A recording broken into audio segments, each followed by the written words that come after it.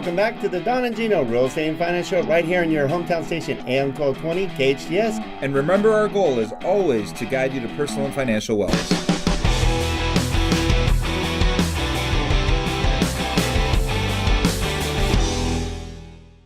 Super excited to have you part of the Don and Gino Real Estate and Finance Show for the second half of our show. That's right, every Saturday, 9 a.m. to 10 a.m.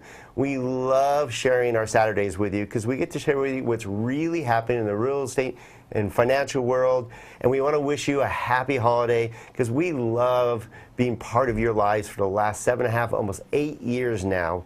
And this is the best part of our week, Gino, and we love bringing on great guests and educating. And today is all about education. It's not about sales. Rarely do you hear us talk about the fact that, oh, we're mortgage lenders. We can help you with your refinance, your cash out, your new purchase, and all that. We can. We feel our team here at Finance of America is the best in the industry because we really care about you. And we want you to have a resource for life.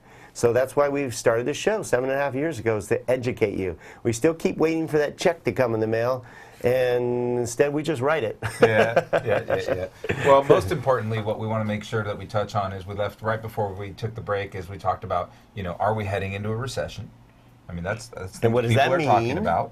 And what is a recession like? So, and why do we think that? Well, I'm going to touch on one thing is that in real estate, there's a saying in the stock market, and we'll have to touch on the stock market a little bit too, Richard. There's a saying in the stock market called a kid's market. And a kid's market is when all the people that are in the market, working in the market, the consumers, the sellers, everybody, haven't seen other things happen because they haven't been in the market long enough. And because we've been in this market for 12 years, as Richard mentioned, and we've had this bull market for such a long time, a millennial doesn't really know what a correction looks like. Not the buyer, not the sellers. I mean, some sellers, because they've been in their home for a long time, they're like, yeah, I've seen this before. Right. But buyers don't know what it's like. The majority of our buyers are millennials. They've never seen it before. And a lot of the people in our industry, realtors, lenders, et cetera, escrow officers, they haven't seen it before. I've seen it. I've seen this. This is my third one. Yeah. I've seen a few. Yeah. So, just touching on that, Richard, let's talk a little bit about, do you think a recession let me also, in case you missed the first couple of segments, we're here with Richard Murphy. He's also a mortgage consultant like Gino and I, been in the industry for a long time, but he's also an author, a trainer. He was our trainer for our education, a renewal course that we have to do. We have to get basically continuing education. Thank you, Gino. National trainer, speaker. And he's got some great insight. We love listening to Richard when he was in our office here, training all of us and giving his insight of what we need to really pay attention to. And we see it, it's in everything we read right now about the potential recession. You're hearing the media talk about the recession. You'll hear about something called an inverse yield curve, and how that potentially is the indicator of a potential recession. So, Richard, we're going to bring you back on and give us your opinion of, are we heading into a recession? Why you feel we may, and what does that look like? Sure. We definitely are. And I love that. You're just like, yes, we are. we definitely are. It's kind of not intentional. a scary thing. It's a good thing. Corrections are good, whether you go into the gym, you're bench pressing, you get up to 200 pounds, and then you plateau. Okay, it'll be temporary, and then you'll get up to 225, or if you're losing weight, or if you're in the mortgage industry, prices come down, interest rates go up, it's cyclical, and all you got to do, think about driving down the road. If you see a red light, you know to press the brakes. And then when the light turns green, you know to press on the accelerator and stop go. It's really that simple. And so when you look at a couple of indicators in the market, anybody, if they're looking at it, will know when to stop and when to go. And so they want us to believe that they're broke. They want us to believe that this next recession is going to be 2 or 3 times as bad as the last one. I don't see how mathematically, physically, rationally it can be. And so it's really all about, as you said, educating our loan officers, educating our real estate partners so that they have the information needed for boots on the ground.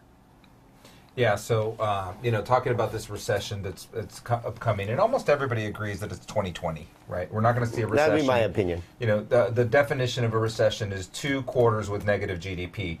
So, we still have good GDP rolling right now. The economy's super hot. This is why the Fed is raising short-term rates. They're trying to cool it down to make sure that we stave off inflation.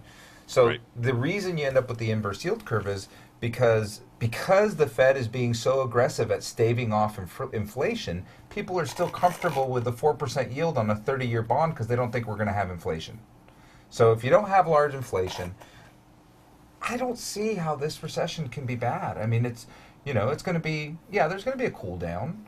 There's going to be... But nothing catastrophic, don't you feel? I don't see anything catastrophic like the mortgage meltdown where people were buying homes they shouldn't have bought, products were out there that they shouldn't have had. Credit card Greed debt and, isn't quite as extended. No. Credit card debt isn't as extended as it was. You're in the same industry as us, Richard. Again, here with Right. Richard Murphy.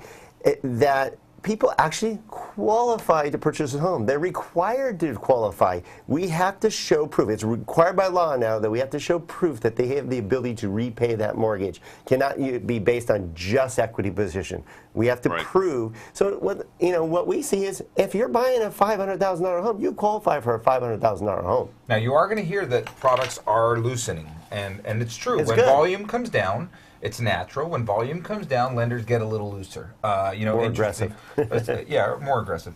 In fact, and I guess there's a lender out there, I'm not going to say what name it is, that's currently funding DACA loans. Okay, so if you are a DACA borrower, you can actually get a mortgage through them. Now, Fannie Mae, Freddie Mac, FHA, and VA have said they're not going to buy those loans. So this lender is going to fund these loans, they're going to service them, and they're banking on the fact that the government is going to legalize DACA borrowers. If those borrowers don't get legalized, this lender's going to go under. So, Immediately. Yeah, there's a lot of stuff going on out there for people just trying to get volume. So give us your opinion on why you think we're heading into a recession and what that looks like. Okay, sure. That is scary to hear about the DACA loans. We can have an offline conversation about that. I'll give you more detail. I would love more information on that.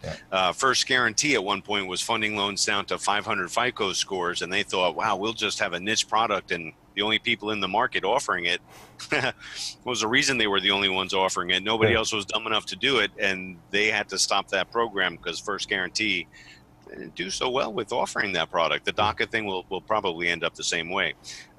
So the market correction, you're right. It's a good thing. We need it. We should have it every 5 years. It's been 12. So the two indicators that anybody needs to look at simply are the 2-year Treasury yield and the 10-year Treasury yield. The 2-year, you're right, they're trying to maintain inflation. They like it to be at 2%. I think we're at 2.3 right now. And in my opinion, and in a lot of our opinions, they're being short-sighted. They're looking at one thing only, but they're not considering what that will do. If they keep pushing it up, Right. it's gonna hit the 2. The 2 is gonna go higher than the 10.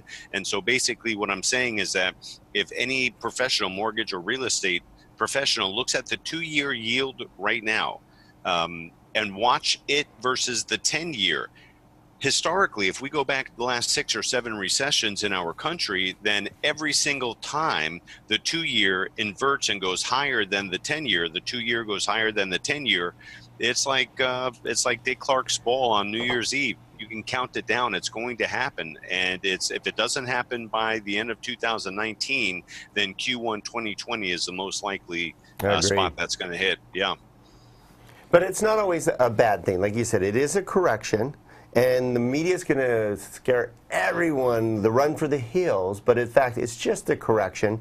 Right. We still are going to see appreciation levels in homes nationwide. It just now, instead of being double digits or 6% across the nation, now it's down to 5.6, but they're still predicting 4.7, 4.8%, which on the total value of a home is a great appreciation level. It's just more normal.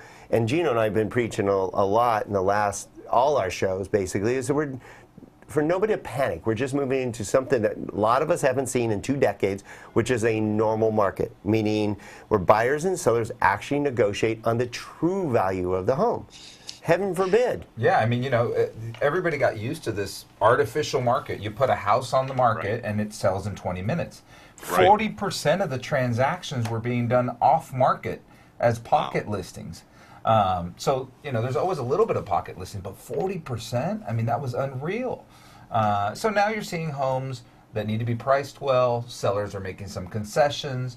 Buyers can take advantage of great interest rates and great loan programs right now and lock themselves into something for a really long time and put themselves in a really good position to really gain some wealth over time. For sure, for sure. And in fact, if we look back historically, we learned from history, rates were as high as 17%, and Right. people were still buying homes. Yep. In 2006, right before the meltdown, we were in the sixes, and people bought houses. So 4s and 5s is actually a good thing. It's affordable. If we're looking at the cost of money, anything lower than 8% is basically free money. So Hey. five and a Gino's half. favorite saying. Is it? Okay, Yeah. perfect. Free money. And it's about educating. So We're going to head to break, but I'd love you to explain Gino's favorite topic, how where interest rates and what free money means. Everybody's going, wait, I'm paying 6% or 8%. How can that possibly be free money? This is where education comes in place. So Sure. when we come back, we have one more segment to dissect what is free money, what is a real interest rate, what does that mean, and the recession that's coming, how does that affect us and our business and our economy moving forward? Is that okay, Richard? sounds great, guys. All right, we're going to come back with Richard Murphy again, author, speaker, national trainer, friend of ours. We come back to last segment. This is great education for you, and we hope you come back. Don't go away, and you can find out more by going again to donandgino.com.